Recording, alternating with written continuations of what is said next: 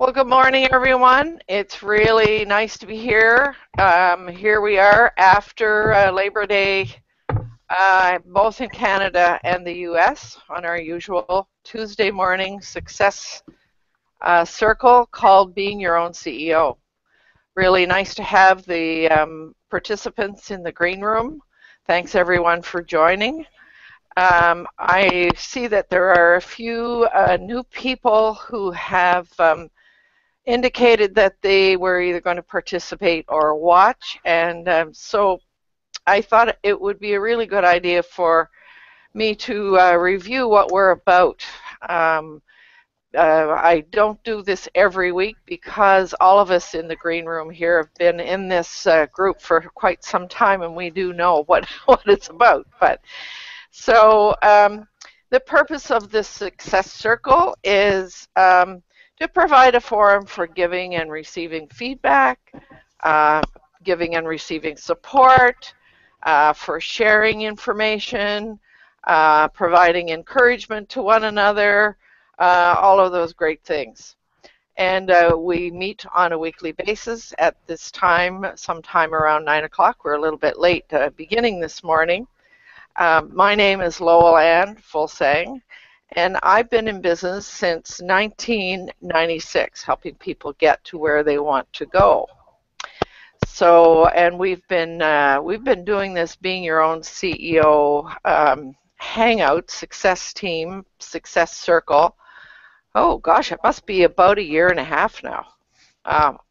Time flies when you're having fun. So the first thing that I like to do is to just talk a little bit about what our principles have been, things that we, principles that we all seem to think are important. First of all, that it's all about relationships before business, and that you can get everything in life and business if you help enough people get what they want. That's not mine. I think that's a quote from Zig Ziglar, I think. We stand for positive possibilities, and we keep an open mind. And I remember Sue Ferreira, when she was here one day, she said, we need to add, we never sell anything we are not prepared to deliver impeccably. So those were some of our principles that we said we stand for. So then the next thing on the usual agenda is that I'd like to ask everybody to introduce themselves, who they are, what the name of their business is, and what they do, and where they're connecting from. So let's see, who shall I begin with this morning? I'm going to go on my right-hand side. So Paul, you're on the right-hand side. So take it away. Well, good morning, everybody. My name is Paul. I'm located in beautiful Victoria, British Columbia.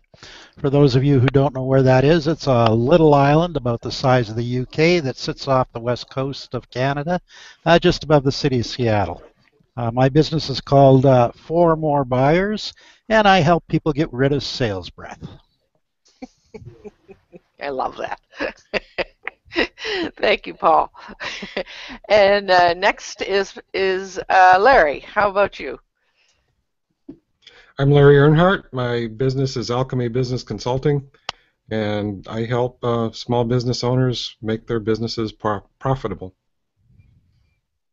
And we've heard Larry speak a number of times at our little host networking group here, and it's all, his talks are always very instructive. Thank you, Larry. So next would be Jay. Good morning, Jay. Good morning. So my name is Jay, and my company is Magi Studios, and what we do is we help people just like you get started in the world of online business and search engine marketing. And you're not going to talk about your affiliate work? Well, I do affiliate marketing too. And I teach people how to do it. So. Yes. Thank you, Jay. You're welcome. And Craig, how about you? We can't Hi, see. my name's Craig, and my company is Who Marketing, and I have to apologize for the background today because I had to dismantle my little space, um, but it will be back together soon. Um, I help small businesses get online and get their online, basically brick and mortars that need to have an online presence. So that's where my focus is. Hmm. And be sure and say something about your designation as a photographer. Well, that's true. I'm working with the Google Trusted Photographer program, which has now become Street Views Trusted. They had a rebranding that was this week, and we basically do 360-degree photo shoots of the inside of businesses so that they can present themselves online for basically virtual tours. Right on. I just think that's awesome. Thank you, Craig. And last but not least, Anna. Hello, everyone. My name is Anna Fernandez, and I am rebranding myself as Medevac Anna. And what we're going to be doing with that is basically offering travel plans and any travel-related products and services for the travelers, mainly snowbirds. So the site is under construction. So I'm a budding website builder with the help of my wonderful Google Plus community. And I thank everyone for all their input so far. It's nice to have you here, and I hear that you're not going to stay with us in Victoria for long. Well, I've got another month yet, but I'll still be Okay. able to hang out from Mexico. The service down there is excellent as far as internet service, so. She needs to represent her brand, right? She needs to actually be a part of her brand. So Exactly. off she goes. Yeah. Oh, that's great. That's I mean that's the wonders of doing these hangouts. You can connect with anybody anywhere, so it's wonderful. Thanks for joining us, Anna. So I might just introduce my business. I do work style lifestyle coaching and consulting. I particularly enjoy working with solopreneurs to help them find direction and stay focused and stay motivated and build systems that support their business. I like to help people build some productivity systems, and I like to help them learn a little bit more about Google and all the Google products. And so I have a beginner's Google for Business three-pronged program that I do. So now, something I really want to say to anybody who is outside watching. We are using Comment Tracker, and so if you want to add questions or comments, you would do that in the comments section in the community, the Being Your Own CEO community. And if you go to Watch Now, Owner Only section, you'll see that there's a place there where you can add comments, and they'll show up on my comment tracker. I actually got it working this morning. So, and I might just say before we get into discussion that some people may have noticed that I posted something for 10 o'clock, which is our experimentation and play with Crowdcast. To give it's not a program, it's just to give us all a chance to go in and see what it looks like and to talk about what it can do, etc. So you'll see that if you visit the event page in Google+. So there, I've got all the business over with. We thought we would have a conversation this morning about planning your blog content layout, and this is a follow-through. Recently we've been talking about all the things that you need to pay attention to and consider when you're setting up your own website, and we did touch on the fact that there is an advantage to doing a blog on your website, having a section there on your website to have blogs, because and to be posting there on a regular basis, because that's what makes the Google bots um, realize that your site is continuously being updated, and that's a good thing. So so we thought it might make sense for us to talk a little bit about what do we really need to consider if we are going to do a blog. How do we set it up? What should it look like? How should we communicate that, etc. So I'm wondering, of all who are with us in the green room, does anybody have a blog at the moment? So Jay and Larry and Craig has one too. Craig has a blog as well.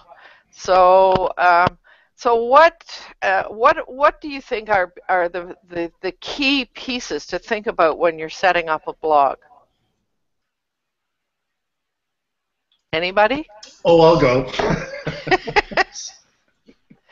So this is one of those conversations that could be elaborated and expanded through many different hangouts, you know. So maybe what I'll talk about is maybe the visual aesthetics of what a blog content, what I think it should look like. The number one thing is you want diversification. So what I mean by that is you want more than just words. So that would include visuals, so images, perhaps even an embedded video, okay? Because one of the metrics that helps Google rank your site is how long people are on your site. Because the longer people are on your site or on the page that they're reading, they perceive that as interesting content where people are actually staying on and reading, right? So by having different things to get people to stay on longer is ideal. So, i.e., embedded videos. And with videos, a lot of people may think that you have to have your own uploaded videos, but that's not the case. You can find something related about the blog post on YouTube, and there's a little button called embed or share, and then there's an embed button, and then that gives you a little piece of code that you can put onto your site that will drop the video right on your page. So, and if you're strategic with this and you have it, you know, let's say halfway down the page, and so for further, if you want to learn more about whatever I'm talking about, watch this quick video. So as long as the video is related to whatever it is you're blogging about, then it's fine. It doesn't matter, even if it's your competition, it doesn't matter. Okay, and then you can continue on with your writing below. So that's one thing that I think is good in terms of the layout. The second is the imagery. One thing that really, this is more of a pet peeve with myself than anything, but where people position images. And I personally think that it's better to have images justified to the right instead of images justified to the left, or instead of like going back and forth, like right, left, have them all on the right or right in the middle where it breaks the content. And the reason why is our eyes are used to reading from left to right. So if you have an image on the left, it breaks your reading pattern. And when you break your reading pattern, you don't absorb the information as much. And there's actually been eye-tracking studies that have proven this, where you don't necessarily remember the information that you're reading when you have this thing that interrupts your reading. Okay, so images on the right, and there's a plethora of places where you can either get images for free, or you can buy images. I personally recommend buying the images for with the credit system or wherever you end up buying them. Yeah, so at any rate, but yeah, you can just put your images in the right and just kind of mix it up a little bit with some styling elements. So subheadings, so making a subheading a little bit larger, and then it breaks it up.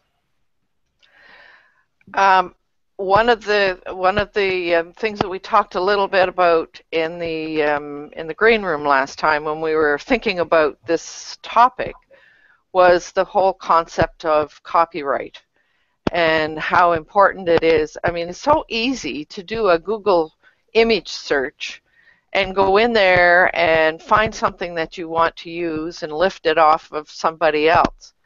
But I've heard this many times and in many places. That's a very dangerous thing to do. It's better to use your own photos or to use a photo source where you pay for them, and they're not that expensive. No, usually. they're very affordable. Yeah. Yeah. Yeah. So a couple that I use, Photo Dune is one, Me which too. is, and iStock is another, a little bit more expensive than Photo Dune, but I don't know very much about Flickr. Can anybody say anything about Flickr? Yeah, so Flickr has a specific area called the Creative Commons area. So it's an actual directory within Flickr that so Flickr is a place where anyone can upload photos and share them. And when you upload a photo, it says, well, what do you want to be able to do with this photo? You want to have people share it? You want to have people download it and use it on their own site? And so, when you set those parameters up with your photo, then it goes into certain directories within Flickr. And the Creative Commons area in Flickr is the area where you are allowed to take the photos and use them at your will. Now, ideally, ethically, you want to put a credit either inside the photo or just a mention at the footer. But you don't have to, right, in terms of the Creative Commons area. So that is the one area inside Flickr that you're allowed to take those images and use them at your will. Are there any other photo sources that anybody has used? There's Anna waving. I found, I didn't find it myself, obviously. I was watching a video about this. Pixabay. Yep. And Pixabay's great. Those two both have, anyone can use beautiful images that you can use on your website with, and I think one of them, I can't remember which one, does ask you to, put a credit for the picture. And then there's another one, it might be the Unsplash one, that doesn't require you to credit anyone's, but they're really nice images that I found. What was the second one? I didn't get that. Pixabay and Unsplash. Unsplash. Oh. Splash, yeah. Unsplash is nice for generic pictures. So one of the things that always trips me up when I'm trying to do a blog post, and that is quite often when I'm blogging about a concept. And man, that's hard to find sometimes, to find a visual that represents a concept. Anybody else had difficulty with that? How do you do that? I find a visual metaphor. I try to find something that's a visual metaphor. I actually posted one. It's kind of a unique it's kind of a unique URL. It's called nos.twnsnd.co. And it's basically called New Old Stock. And what it is, it's vintage photos that are free, Creative Commons, and you're allowed to use as you wish. There's no search function within it. I posted it within Archa. I just don't have the comment tracker area in there, so I'll let you post it at your will. But it's a wonderful, wonderful place to find kind of abstract-based images. And the majority of them are black and white, and you have to scroll and scroll and scroll and scroll. But they're absolutely fantastic. They're very old photos, right? So, and I find that if you use those, here, I'll show you. I'll screen share here with you. This is this is one of the images inside that website. So cowboy on a bucking bronco. So 1923 Calgary Stampede. So I mean, if you look at the image, this person is obviously he looks very excited and happy. So if your concept is about something positive, you can literally take this image and brand it your own and use that as your image. So it's all about creating a visual metaphor. Mm. So, well, and I have found a few times that by just putting in a question or a concept and to see what pops up, it's amazing what Google can do. Yeah. But I have to say that when you're doing this kind of work, it's very time consuming. Yes. So, I just want to go back to this idea of crediting people. When you put a insert of a visual into WordPress anyway, there's a way to put a little quote, like below bar footer. Yeah, a little footer right under the picture. So that would be the way that you would credit the person who did that. Yep. And that's crediting people for the work that they do is one way to pay them, right? And it certainly is one of those really, really important concepts that we all try to follow on Google Plus is when we get ideas from somebody else, we try to credit them in some way, So absolutely, because they're building the resume, their photo resume, and by crediting them, kind of says, hey, look, this person, put in one of my images in their blog, right? So I used to do photography, a while ago, and I used to post my own photos in a place called Stock Exchange, so sxc.hu, kind of a weird domain name, but an in-flight magazine, Air Canada's in-flight magazine, asked to use one of my photos, and they did, and they credited me, inside the magazine, so it was pretty cool. So, as someone who is a photographer, to have your name inside a magazine, even if it's just like this big and below the photo, it's still pretty cool, right? So, so I think it's really important to credit photos, and credit photographers especially when you're using them as a free source, within a Creative Commons area.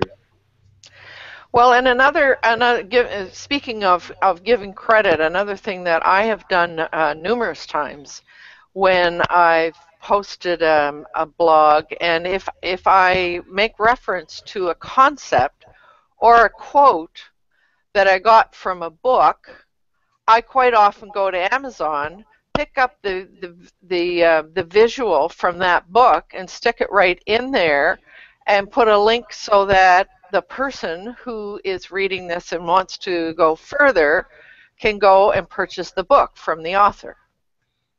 So that's another way to provide support for people that are, when you're using other people's work. But it is so important that from a blog content perspective, that if we're quoting somebody or using somebody's ideas, that we also give them credit as well. So Anna, I see you. I just have a quick question. That's a great idea. I love it. So if I were to do that, I have an Amazon, whatever it's called, affiliate thing. If I were to post that link, then that's like an affiliate. Yeah. I would get something if somebody bought through that. Yeah, link, so it's called your Amazon Associates account, and that's the Amazon's proprietary affiliate program. And if you're promoting one of the products inside Amazon, you are allowed to use the photos of the particular Amazon listing. They'll even provide you the photo within the Amazon Associates area. You can log into your Amazon Associates area, navigate to any one of the products, and you'll have this little gray bar at the top, and one of the links will say, link to this. at which point then it gives you a link, a text link, an image link, or or you can take one of the actual images from the product and use that. As long as you're using it as an affiliate and you have a link with your affiliate program, with your affiliate link going towards that product. Okay, because I thought of that for a lot of travel books and travel gadgets even that they have on Amazon, really good ones to place on my website. I wouldn't worry too much about the books in terms of affiliates, because you're earning 8% on a $5 book. Yeah. Whereas for gadgets, travel gadgets, I thought those were a possibility. Money belts and suitcases and all this kind of stuff, right? Yeah, has a higher price point, and your commission rate, depending on what it is the product is, increases based on the volume that you sell. So if you start selling a larger volume of travel gadgets, your commission can go up to 8, 9, 10%. Again, this is based on the volume, and it depends on the product, because some products are limited in terms of the commission percentage. Right. Okay. Thanks. In that case, the books do become important because they add to your volume. They're not big as far as monetary gains, but they add to your volume, and they might push your percentage up to the next level. Uh-huh. What I'm thinking, maybe this is a topic for a separate hangout. how all of that works. But I'd like us to get back to our topic about our setting up the blog content.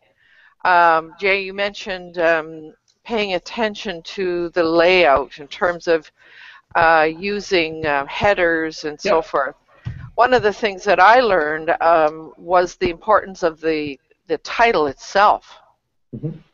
Yeah, absolutely. So we can talk a little bit about the technical element of the blog post layout and how that affects how you get ranked in the search engines. So as what Lau-Lan is saying about the title is in what's called an H1 tag. Right, so it's a big, large title, and that title is actually what's going to get shown inside the search engines. Because what the search engines do is it pulls that title and it pops it in the search engines. So, for example, let's say you're blogging about like how to create blog content layout. Okay, so that's your title: how to create blog content layout. And let's say, and you write an awesome 1,000-word post, and it's wonderful. It's got images and it's everything. It's all awesome. So Google says, "Oh, okay, this website deserves to be on the front page of Google for that term." So when someone Googles, how to blog content layout, boom, there you are, and your title is there, and then a little blurb of your content is there as well. So it's very important that you have your title. Have a kind of like a dangling carrot that says, like, look at this post. This is a really good post. I urge you to click on it, and have it what's called SEO friendly. Right now, we would have to take a step back and say you'd have to do some keyword research in terms of what people are using to try to find content that you're writing about. But we won't get into that element. That's a complex thing that, again, we can go into for a long time. So make sure you have a nice blog title that is a dangling carrot, and what I mean by that is that it entices people to click wherever they click from, whether it be search engines, social, wherever, that they click on it so that they want to read your topic. They want to read your content. So that is very, very important in terms of the title.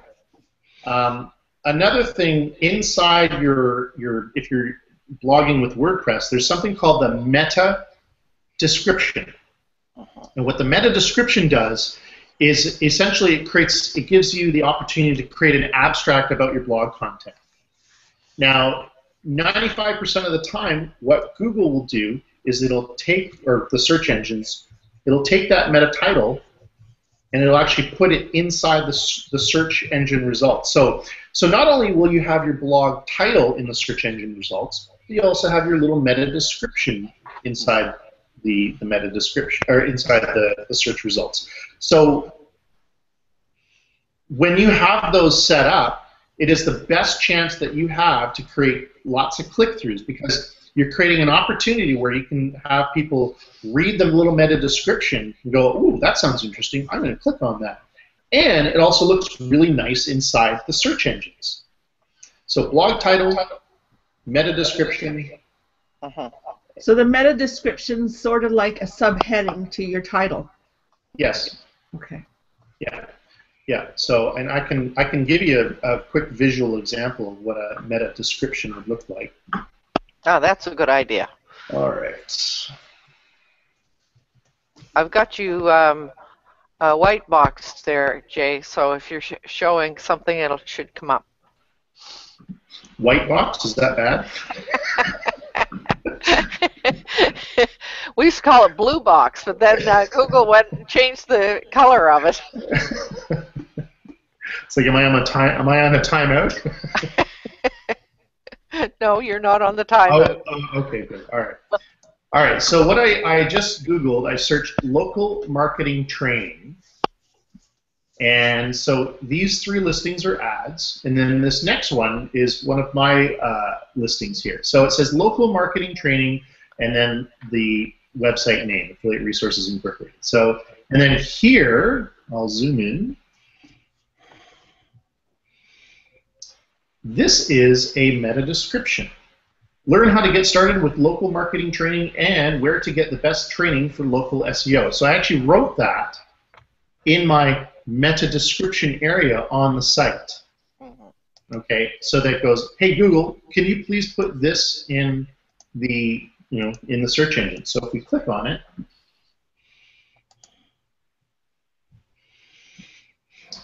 there's the title. Now you won't see, quickly go back, you won't see that in the content. A meta description is behind the scenes. So if I go view source, really geek out for you guys, it's right here.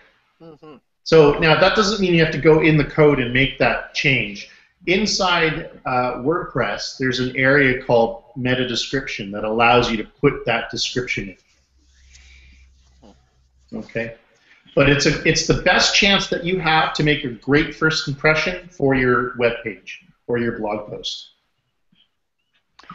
And Jay, my understanding also is that those secondary headers, yes, seem to have a fair amount of importance in the way how much importance the blog gets as well.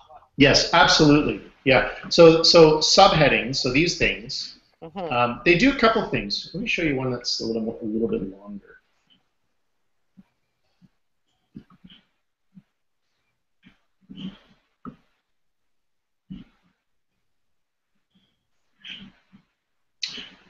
So here's the title, and then I start talking. So here's the images that I was talking about, right? And then here's a subheading. So subheadings are just as important as titles, because what they do is they break up your content so that it's easier to read. So from a user experience perspective, it's easier to read when you break up your content. It also, so this is an H2 tag, so it's a subheading, right? And when words are in H1 or H2 or these kind of headings or subheading types of things, you're telling Google, hey, guess what? These words are really important. Could you please pay special attention to these words? And by doing that, you get, it goes, okay, well, I'm going to take note that you have that word in your heading and your subheading. So as you can see, I've got Google Sniper 3.0, which is a internet marketing course, right? So if I go Google Sniper 3.0, so that's what I searched, right? Google Sniper 3.0, and then there's my listing right there at the top results. And if you look, I've got Google Sniper 3.0 there, I have it in the title. You know, I have a video here. So, and also in the content right there. Again, right here. Okay, so these are important elements that help you get ranked in the search engines. So a couple of other questions that arise in my mind, and of course I should tell everybody I use WordPress, so I know they're not all the same, but how important is it when you're creating a post to use the keyword piece? The meta keyword area? Yeah. How important is that? It's an antiquated feature, so it's not important anymore. You can put it in as a reference. Like if you're aiming to try to rank for a particular keyword, so in my situation, in my example, Google Sniper 3.0 review was the target that I was aiming for. So so you can put that in the meta keyword area. Although it doesn't, Google doesn't take it into effect anymore. There may be some smaller search engines that look at it, but it's such a tiny metric in terms of getting it ranked that you can put it within your habit of creating blog posts, but it's not a big deal anymore.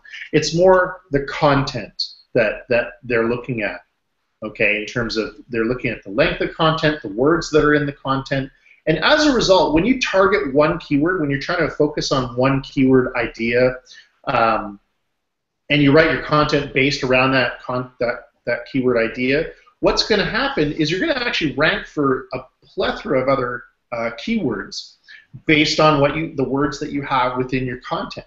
So our example, that I showed. So I'm ranking for Google Sniper 3.0 review, Google Sniper 3.0, Google Sniper scam, and all these different kind of related keywords that I just happen to have inside my content. I wasn't trying to purposely rank for those, but because it's related to my initial targeted keyword, I also rank for those things.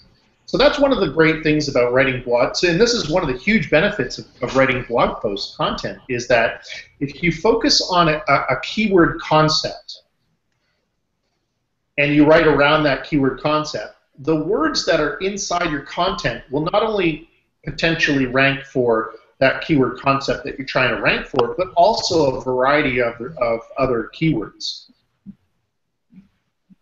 So, and if you just rinse and repeat the results, if you blog like twice a week, you're going to not only get lots of keyword searches for your site, but you're going to get lots of related keywords as well, ranking in the search engine. So as a result of that, you're going to get more traffic. More traffic equals the higher percentage of conversions.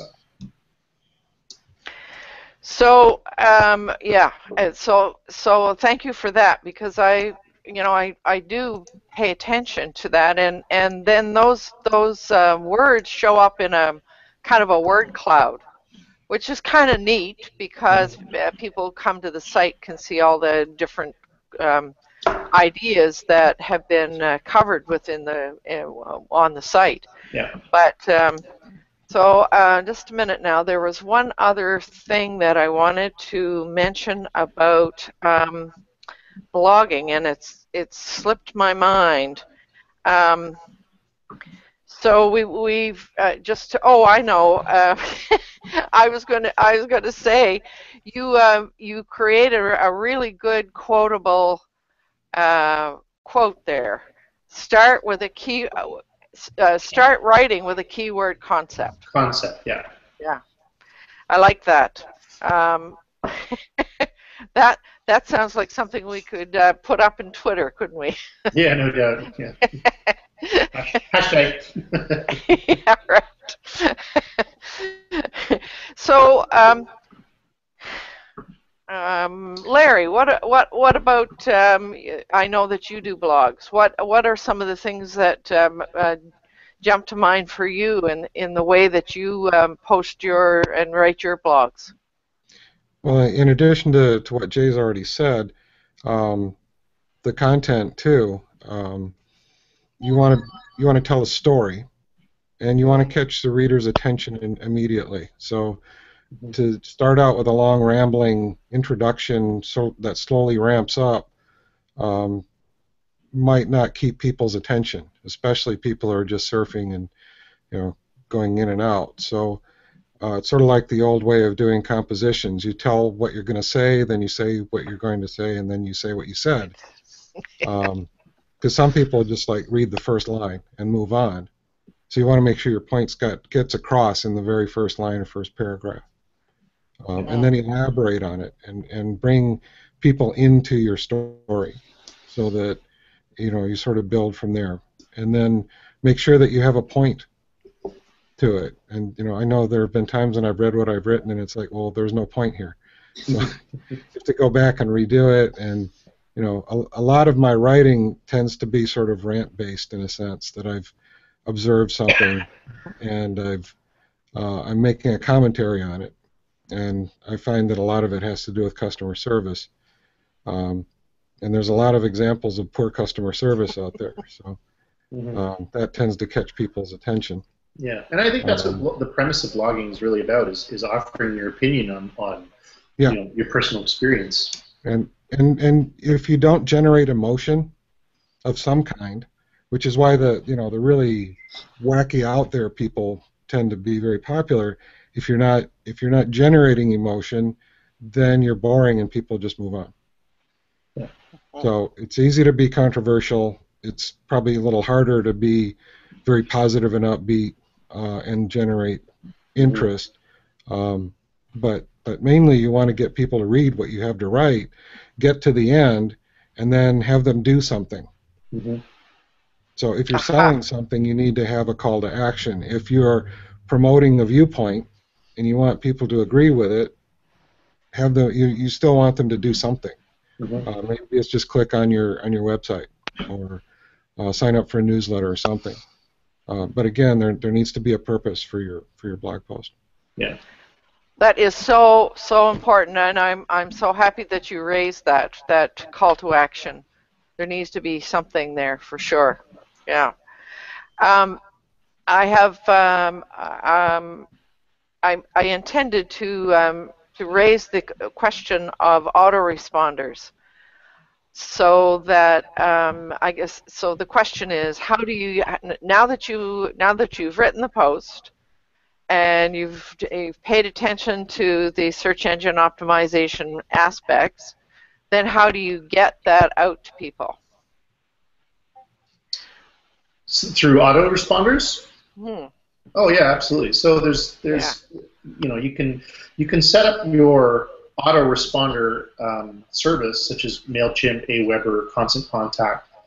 You can set it up so that every time you create a new blog post, an email automatically gets sent out to your list of people who have signed up to want to have that information. And it's so that way you don't have to go into your autoresponder service and type in, hey guys, I just wrote a new blog post, please check it out here. It just whoosh, automatically happens. Now, so that's just one element of letting people know, is your autoresponder. The second one is through social. So you can set up, you can do a share, you can share it within Google+, Facebook, Twitter, whatever social media that is in your target market. So if you're running a cooking blog, then you're going to want to be in Pinterest and in Instagram, because those are two social medias that are very visual. So you want to target that one as well. So that's a second way to do it.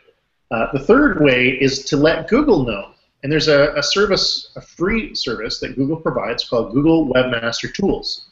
And it is a tool set where you can put in what's called a sitemap of your site. So it's a directory listing of all your URLs in your site. And it automatically updates, and it lets Google know when you've written a new blog post. So it essentially pings Google. So you can say, hey, Google, guess what? I got a new blog post. Go check it out. So those are the three easiest, most recommended ways. Now, as a result of, so you're going to get traffic from several different sources. You're going to get traffic from social, and if your content is, awesome enough, people are going to share it.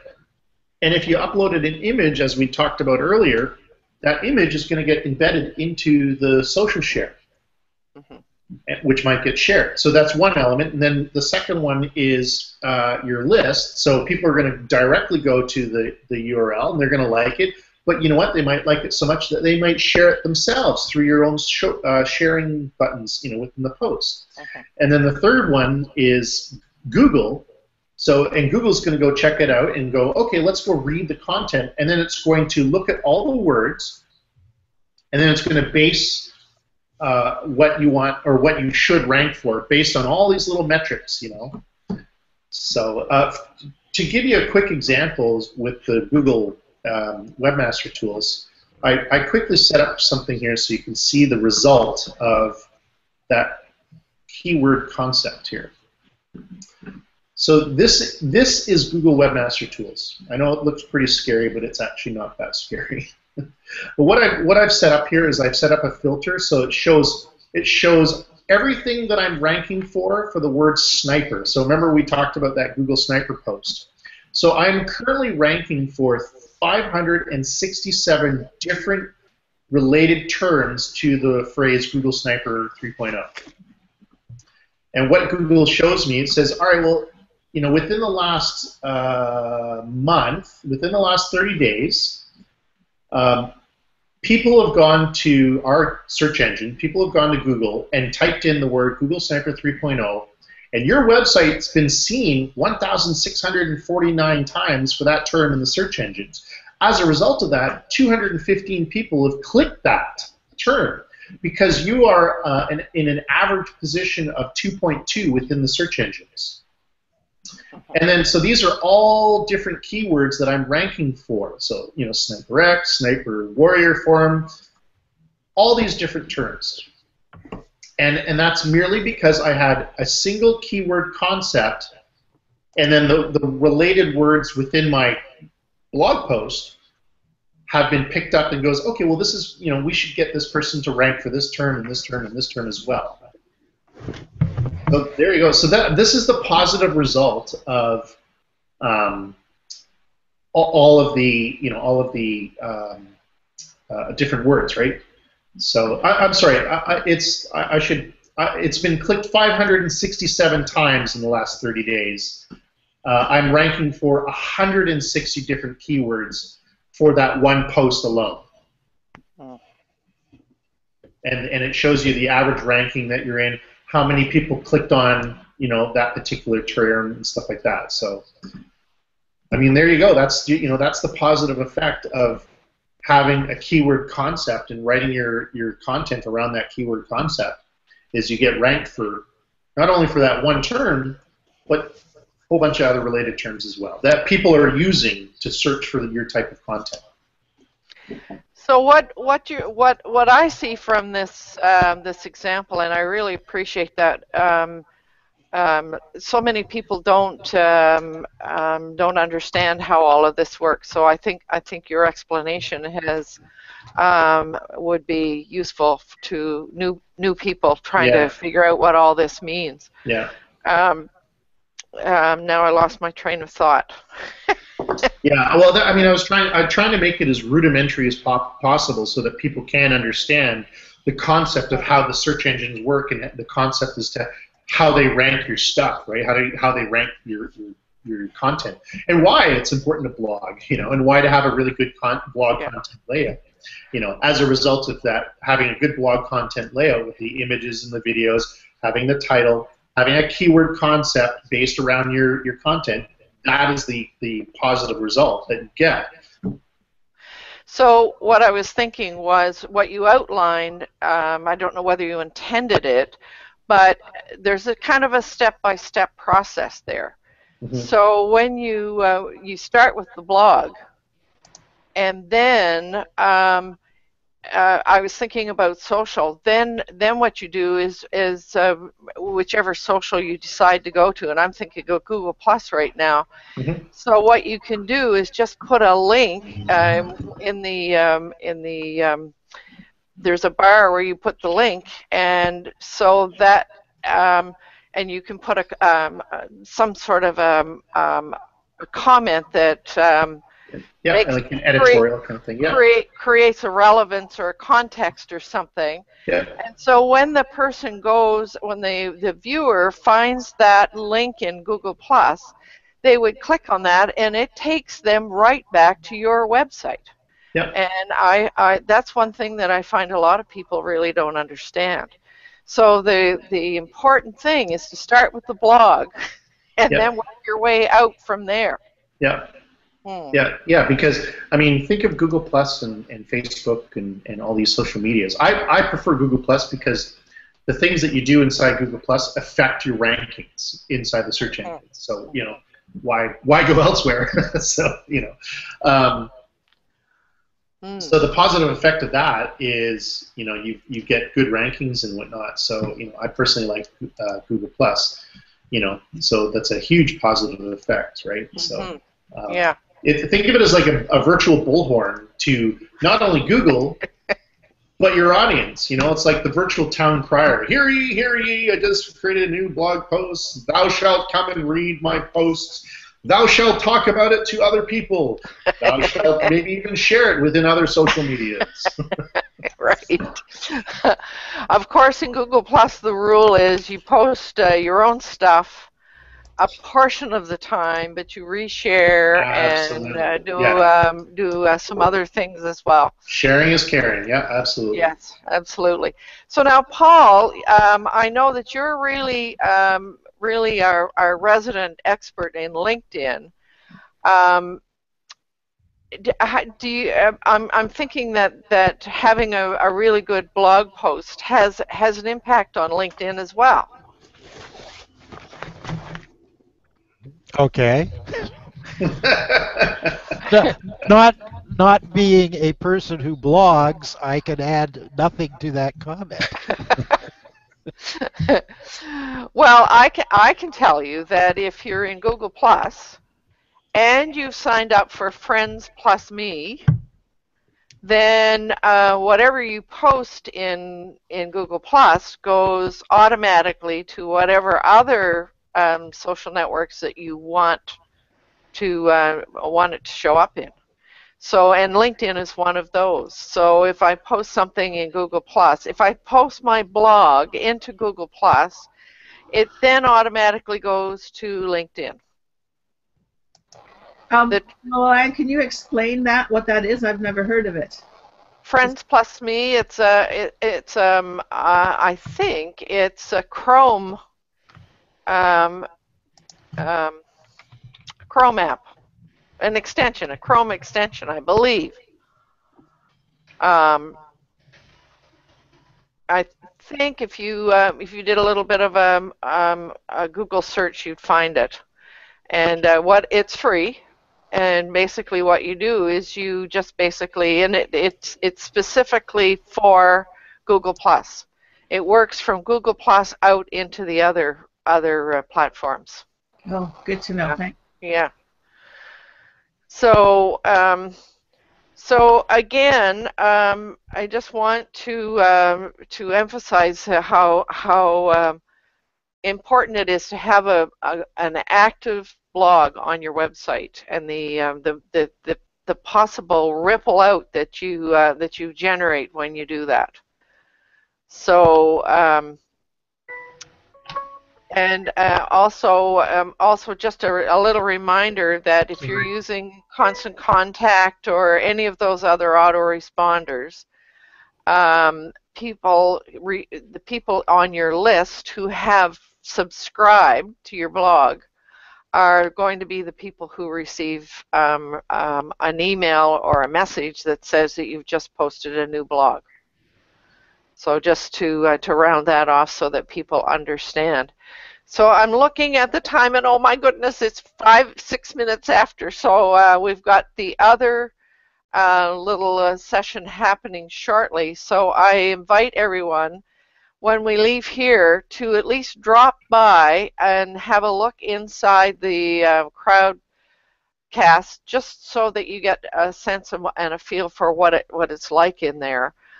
We won't go on, but just so you get a chance to look.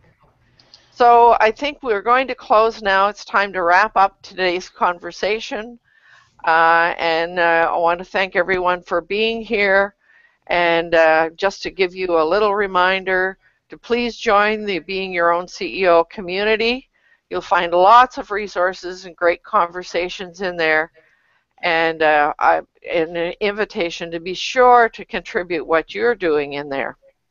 And if YouTube is your pleasure, you can also subscribe to my channel. So this is Lowell Ann signing off for this week.